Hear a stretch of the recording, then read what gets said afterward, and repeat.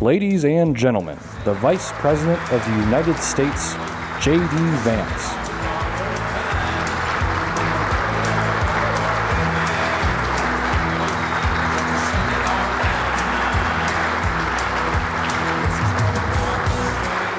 Good morning, everybody. How we doing?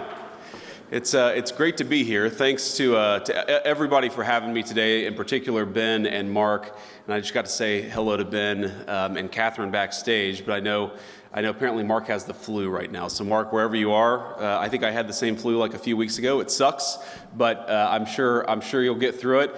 And it's great to be with you all, and it's great to talk about the importance of American dynamism and what our administration is going to do to support so many of the country's most groundbreaking and compelling companies. I know that you guys are working hard every single day, and I think it's pretty good news, right? That as of a couple of months ago, you have an administration that's working with you and facilitating your hard work instead of making it harder to innovate, which is, I think, what the last administration did. Though, in defense of Joe Biden, he was asleep most of the time. I don't think he totally realized what he was doing, but certainly didn't make it easier. His administration did not for our innovators. Now, as some of you may have seen, and I talked about this with Ben backstage, I spoke at a conference in Paris last month where my message to a group of CEOs and foreign leaders was that we should embrace the future head on. We shouldn't be afraid of artificial intelligence, and that particularly for those of us lucky enough to be Americans, we shouldn't be fearful of productive new technologies. In fact, we should seek to dominate them, and that's certainly what this administration wants to accomplish.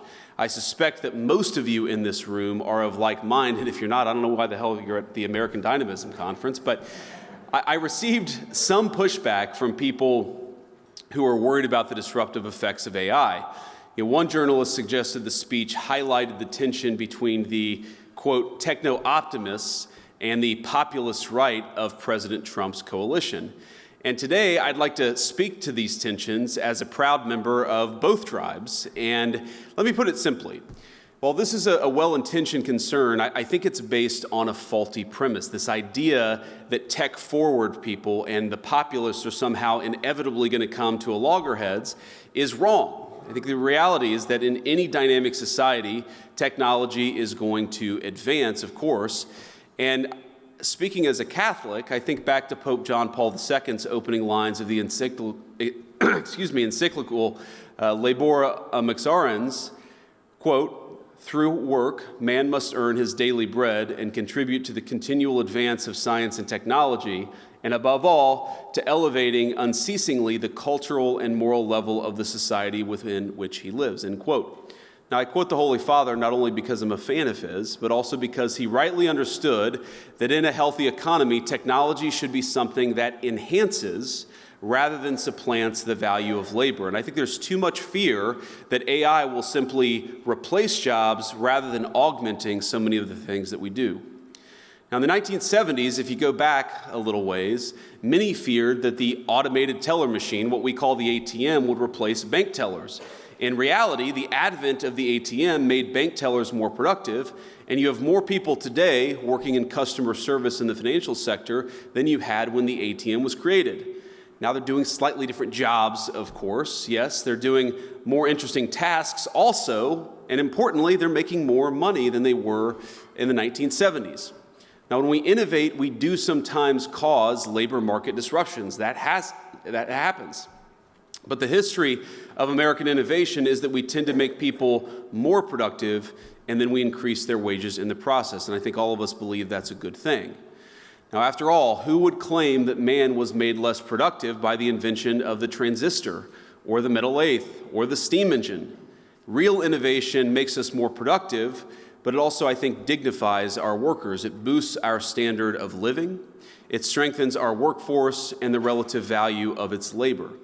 And as Americans, all of us should be particularly proud of our extraordinary heritage. I think it is American heritage of inventing things, and of our nation's status to this day as the world's foremost driver of research and development. But all of this, the role that technology plays in a labor market, and whether we greet innovative breakthroughs with excitement or with trepidation, depends on the purpose of our economic system in the first place. And I think this is where the populists have an important point. It should be no surprise that when we send so much of our industrial base to other countries, we stop making interesting new things right here at home. Look, for example, at shipbuilding.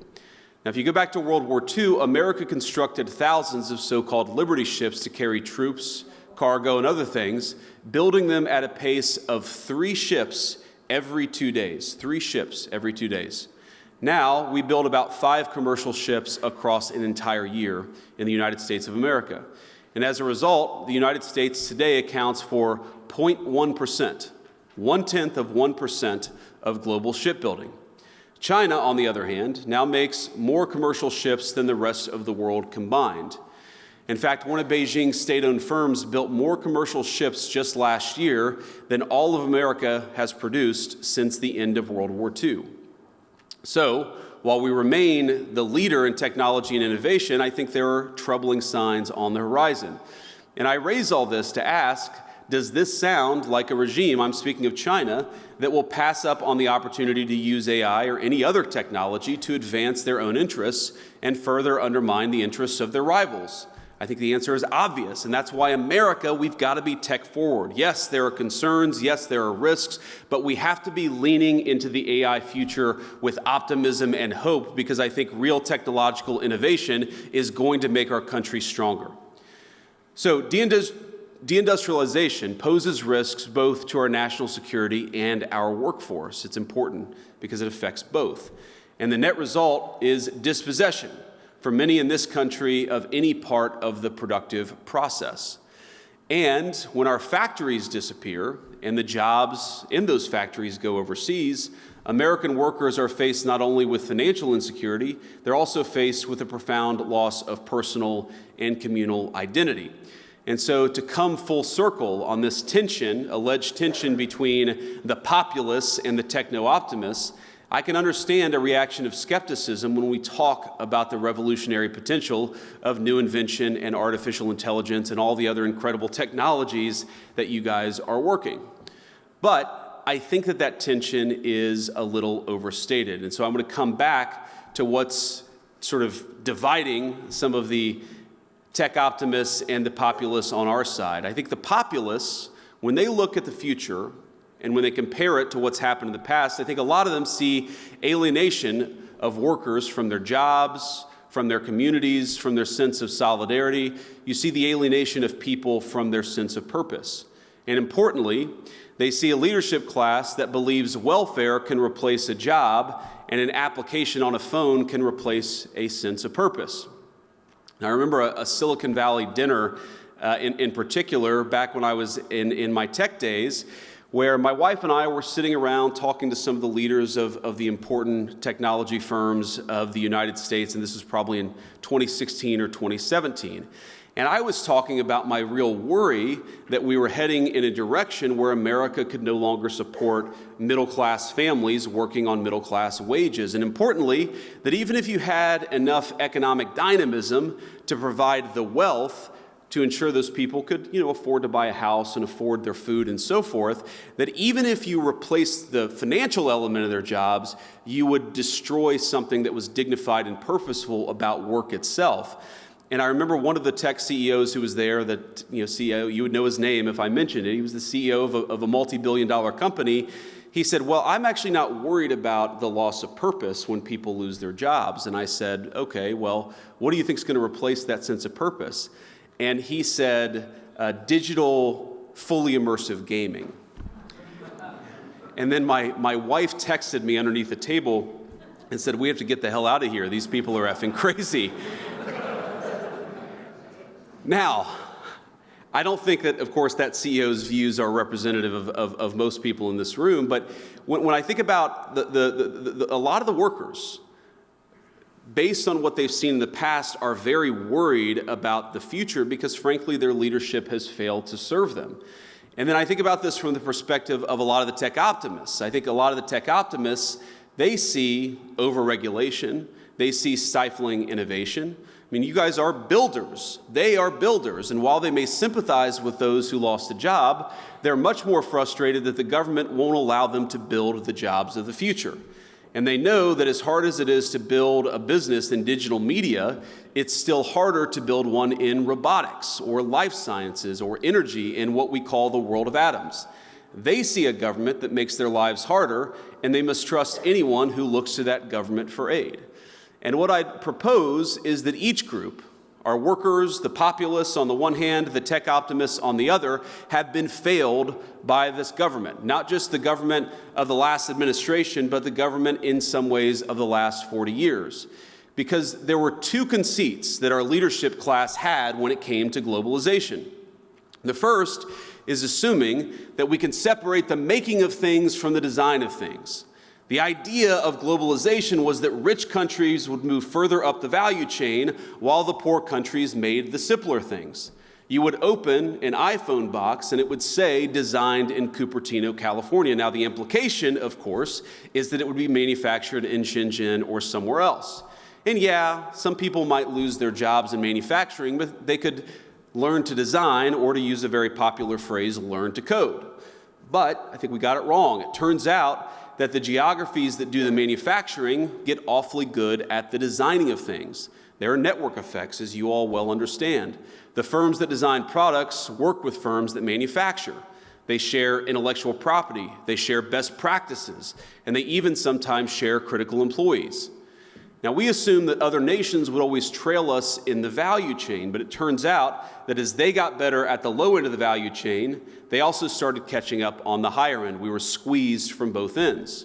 Now, that was the first conceit of globalization. I think the second is that cheap labor is fundamentally a crutch, and it's a crutch that inhibits innovation. I might even say that it's a drug that too many American firms got addicted to. Now, if you can make a product more cheaply, it's far too easy to do that rather than to innovate.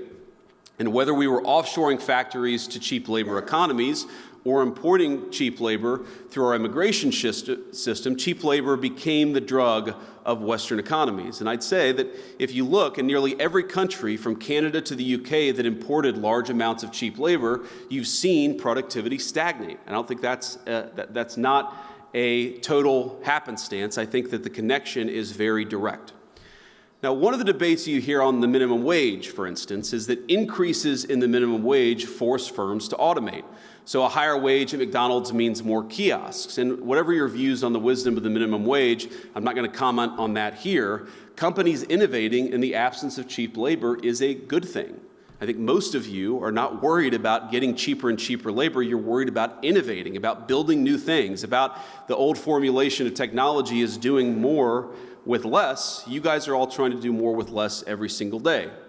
And so I'd ask my friends, both on the tech optimist side and on the populist side, not to see the failure of the logic of globalization as a failure of innovation.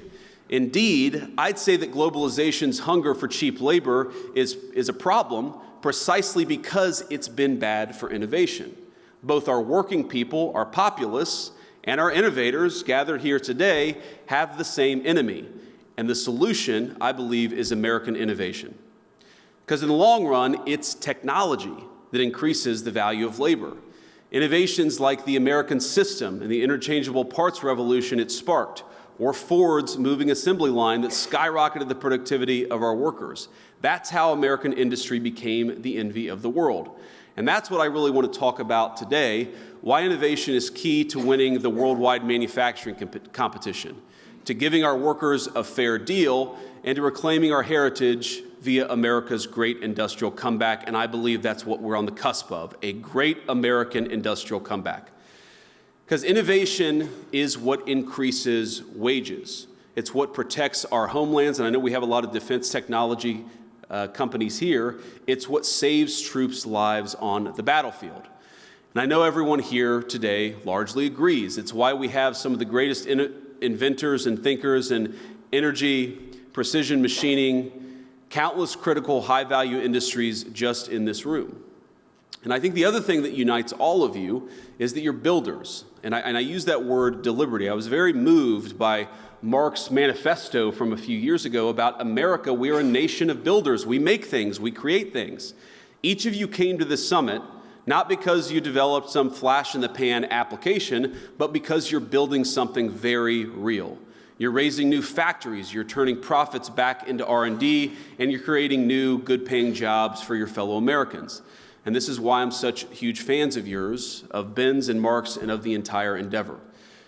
And that we recognize now in our administration is the time to align our work interests with those of all of you. It's time to align the interests of our technology firms with the interests of the United States of America writ large.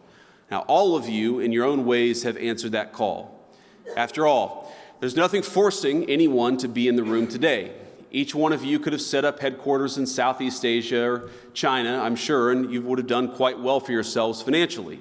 But you're here, I hope, because you love your country. You love its people and the opportunities that it's given you, and you recognize that building things, our capacity to create new innovation in the economy, cannot be a race to the bottom.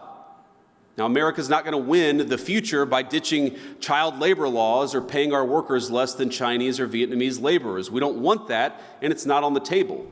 We can only win by doing what we always did, protecting our workers and supporting our innovators, and doing both of those things at the same time. And so, I want to talk a little specifics here. The Trump administration's great plan for staging the great American manufacturing comeback is simple. You're making interesting new things here in America? Great. Then we're going to cut your taxes, we're going to slash regulations, we're going to reduce the cost of energy so that you can build. Our goal is to incentivize investment in our own borders, in our own businesses, our own workers, and our own innovation. We don't want people seeking cheap labor. We want them investing and building right here in the United States of America. And so if you'll allow it, I'd like to talk about a few ways that the Trump administration is already pursuing a pro-innovation economy that allows our workers to thrive and our companies to outcompete their foreign peers. In short, an economy that is vibrantly America first, that serves Americans from all walks of life and of every kind. Now, first, President Trump is starting with, and is dead serious, about rearranging our trade and tariff regime internationally. We believe that tariffs are a necessary tool to protect our jobs and our industries from other countries, as well as the labor value of our workers in a globalized market.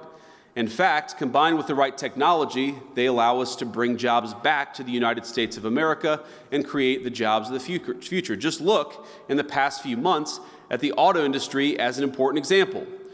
When you erect a tariff wall around a critical industry like auto manufacturing, and you combine that with advanced robotics and lower energy costs and other tools that increase the productivity of U.S. labor, you give American workers a multiplying effect.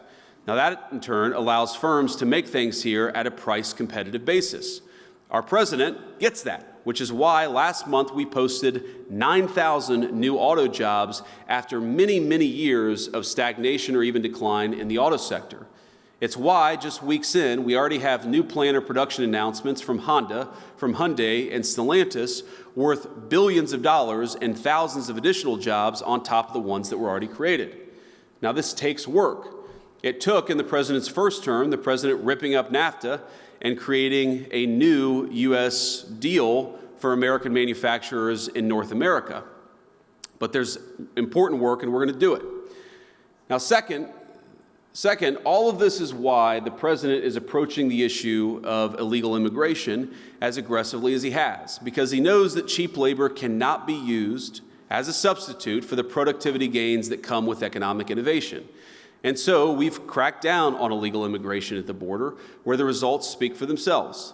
Last month, migrant crossings were down 94% to their lowest number all time, and that happened just in 2 months of serious border enforcement. Thanks to President Trump's leadership, last month, for the first time in over a year, the majority of job gains went to American citizens born on U.S. soil, and that's important. For the first time in over a year, the majority of job creation actually went to American citizens. The third, this administration is focused on reducing our input costs for our manufacturers and for everybody else. Achieving energy abundance, and I know Doug Burgum was here earlier, will be here later, is top of mind. Because when we look at some of the most exciting applications of new technologies, we realize it's going to take a lot of power to keep them running. And we're thrilled to have our friends from the United Arab Emirates, a number of the business leaders and government leaders in town this week for meetings with our government. And one of the things they consistently hammer upon is something that unfortunately too few of our European allies tend to get, is that if you want to lead in artificial intelligence, you have got to be leading in energy production. So we are going to set the pace there, and we are going to lead from the front. Now, we are already seeing, the good news is, signs of progress, even just a couple of months in. Gas and diesel prices are dropping, the cost of a barrel of U.S. crude is way down, and last Wednesday, the administration took major steps to make energy even cheaper and liberate our companies from stifling environmental regulations. Now, that is great, but of course, there's a lot more work we have to do over the next 4 years. Getting the tax bill right is especially critical for all of you and for all of your workers. We know how important it is to restore 100% bonus depreciation for capital investments, as well as full expensing for R&D. Again, we want people to invest in America, and we're going to make sure the tax code reflects that. In order to build on the success of the original tax law, meaning the tax law from the president's first administration, our administration is working to broaden some provisions that are critical to the industrial base, like expanding full expensing to cover factory construction. For business owners, including manufacturers, making the 2017 tax cuts permanent will provide further confidence and predictability to invest in new technology and equipment, hire more American workers, and grow all of your businesses. And we have a lot more to do, but the country is already starting to see the payoff of this administration's bold economic agenda. For producers and consumers alike, inflation is finally starting to come down. Core CPI last week dropped to its lowest number since April of 2021. And when it comes to the labor market, last month's jobs report showed a massive reversal. 10,000 new manufacturing jobs created, where the previous year we had lost over 100,000 manufacturing jobs. As you may have heard the president say, in less than 2 months since he took office, he's already secured more than $1.7 trillion in new investments across the United States. That's hundreds of thousands of new jobs in manufacturing, AI, other hard tech sectors, and more. So we think there's a lot to be excited about. There's a lot that we're excited about, and we certainly hope that you guys are excited too. But the fundamental premise, the fundamental goal of President Trump's economic policy is, I think, to undo 40 years of failed economic policy in this country. For far too long, we got addicted to cheap labor, both overseas and by importing it into our own country, and we got lazy. We overregulated our industries instead of supporting them. We overtaxed our innovators instead of making it easier for them to build their great companies. And we made it way too hard to build things and invest things in the United States of America. That stopped 2 months ago, and it will continue to stop, and will continue to fight for American workers and the American businesses that hire them and that support them. So I want to thank you all for two things. Number one, I want to thank you all for doing what you do. Again, you could have chosen the easy path. Every single person in this room, as the president would say, you're all very high IQ. You're some of the most talented people in the United States of America. You chose to build a business right here in the United States of America, and for that I'm grateful. But the second thing I want to say is that I think you're not just building your own business, I think that you are part of a great American industrial renaissance. Whether it's the war of the future, the jobs of the future, the economic prosperity of the future, we believe that we must build it right here in the United States of America. So thank you all for building. Thank you all for building in America, and thank you all for building the kind of society that I want to raise my children in. God bless you all. Thanks for having me.